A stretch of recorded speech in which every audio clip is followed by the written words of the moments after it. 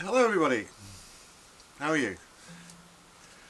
Okay, so what I want to talk to you about today is Meola style percussive arpeggios.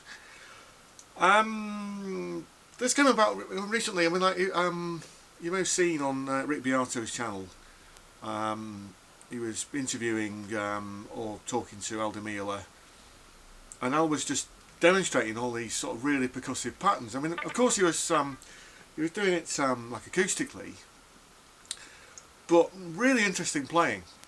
Obviously, like a lot of experience, knowing when to scale back on things, and when to when to actually go for it, and stuff like that. But also like sort of mixing up like the rhythm and the lead playing as well.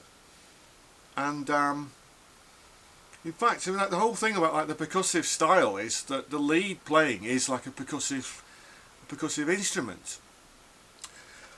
But a key part of it is like is knowing the arpeggios, and then linking those with the actual scales, and breaking out of the boxes as well sometimes. So we're perhaps thinking in terms of sort of 4 or maybe even 5 notes per string patterns. We'll see. So so I think we should just start. We should just get into it. So we're going to do some like three notes per string arpeggios. Now some of them are going to be tricky stretches. So if you use a shorter scale guitar, I'm using a Les Paul. I mean, like Al Meola uses. Well, he did use Les Pauls quite a lot in his younger days. Acoustics as well, but yeah. So and at the moment I'm using the front pickup, but we're going to be using. So we're just going to be playing some 3 notes per string. Sorry, three note. Let's get that again. 3. Yeah. Well, arpeggios have got 3 strings. How about that? So we start with. So, oh yeah, and if you can try and use all four fingers as well. Now, the key part of it is palm muting. It also helps if you've got a fixed bridge, because that'll stop, if you are palm muting, it'll stop you taking your guitar out of tune if it's like a floating bridge or whatever. But yeah, so we're going to go.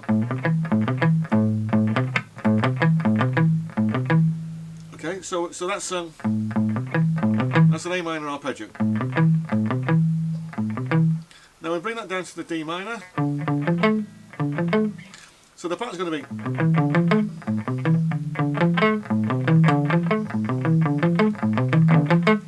So you just want to keep practicing doing that. Now you can do it. You can do 2 on those as well. Then it's a bit more sort of Vinnie Moore pattern then. But if you're just doing 1, it's more Al Meola.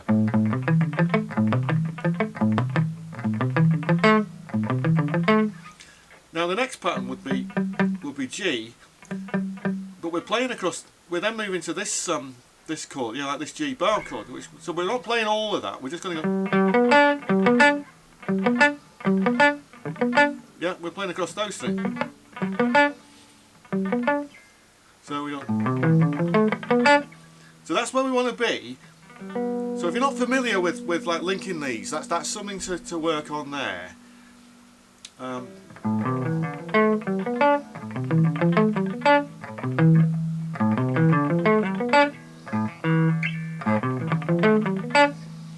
then we're going to play like with the C. But we're only going from here, from this C. Then we get to palm mute.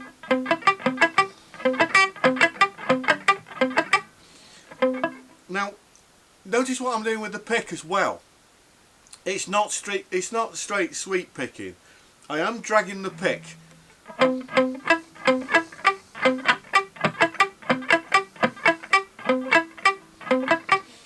There'll be a reason for that in a moment, and I'll show you.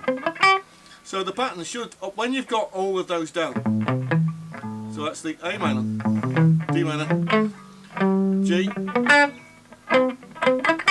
C major, and then to F.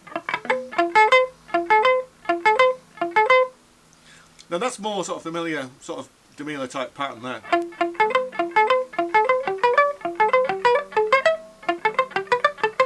Yeah, but this is what we're aiming for now. So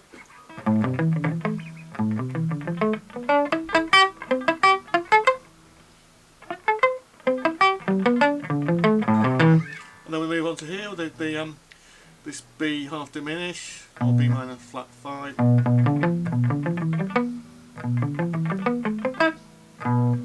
So E minor, A minor, D minor,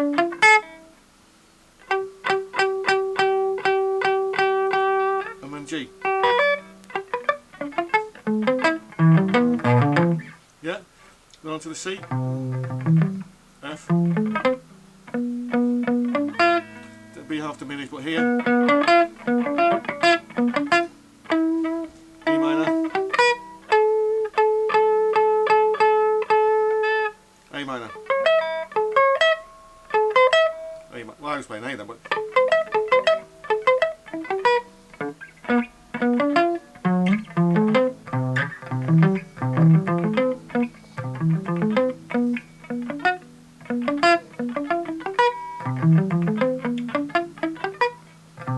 yeah, and so on, and then on to the D. G. That's interesting because you've got to change from D minor to G major. What's the C? F.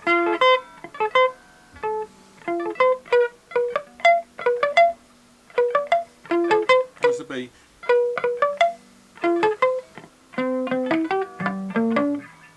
That's wrong.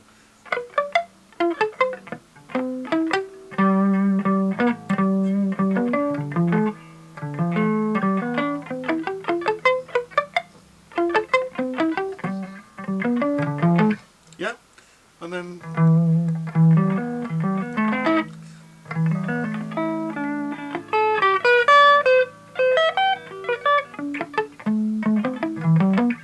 here, and then F.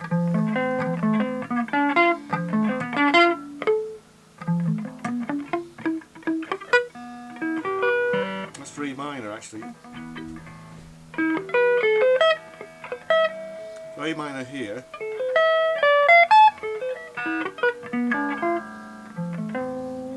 And then G.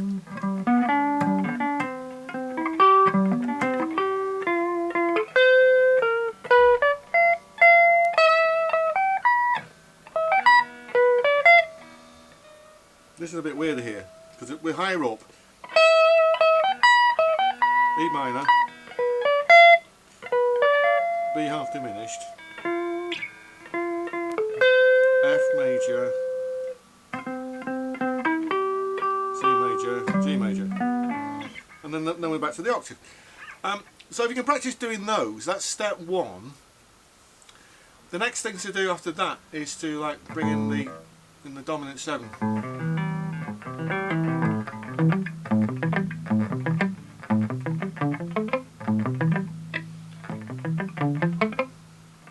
Yeah.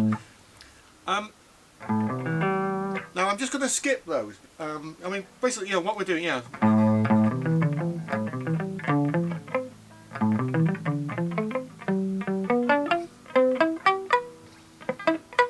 Now the reason for that is because we can go.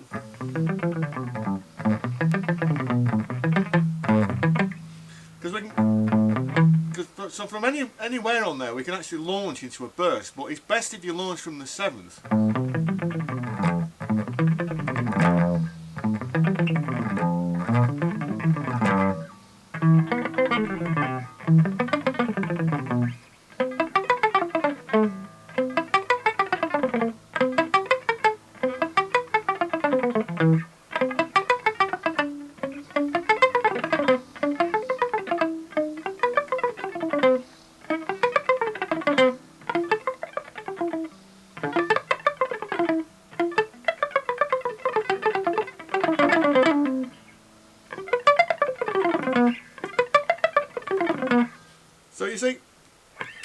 I get back to why I was doing that, so I'm not sweep picking. I'm moving. It's all downstrokes, but it's not sweep picking.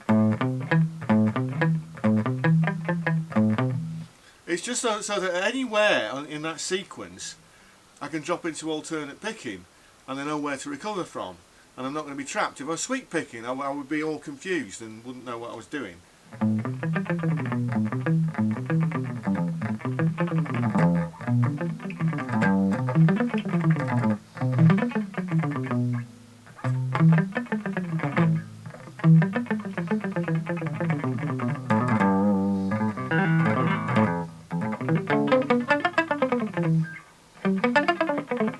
Yeah.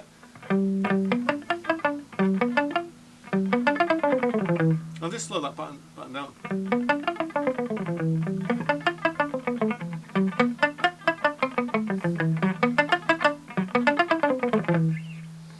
And on the A minor.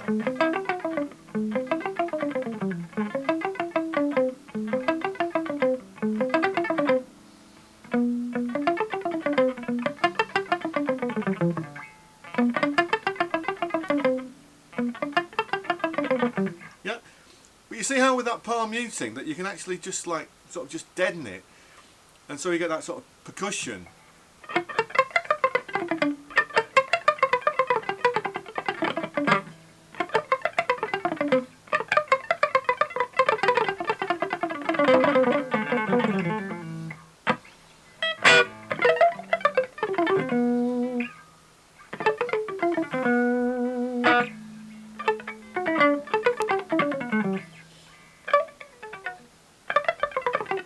Yeah.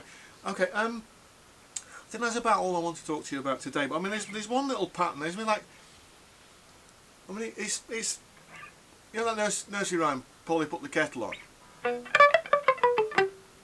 That's a good one to practice as well.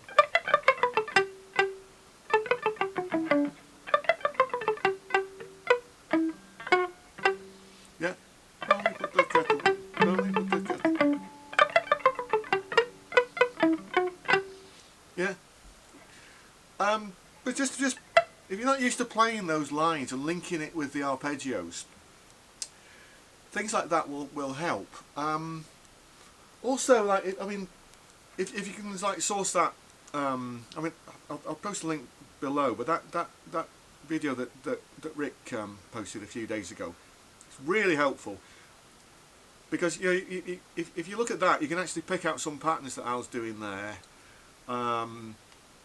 And I find that that's a lot. You know, that like when I'm learning now, that I'll just take I'll take a video or take a record and just window in on little parts of it, so that I can pick out what's going on there, and then come up with like you know the best picking strategies they'll show up if they're not already explained. You'll start to figure it out, and it'll be less confusing, and it helps like sort of link the the scales with the arpeggios. At the moment, I've just stuck with like the basic diatonic scales. I haven't actually looked at like any of like the like modes of the melodic minor or anything like that at the moment. But I think we could come back to some of this. Okay, so be pleased to hear your thoughts. Please comment below. Please consider subscribing if you're new to the channel. Welcome to all my new subscribers as well. Thanks for watching. I'll see you next time.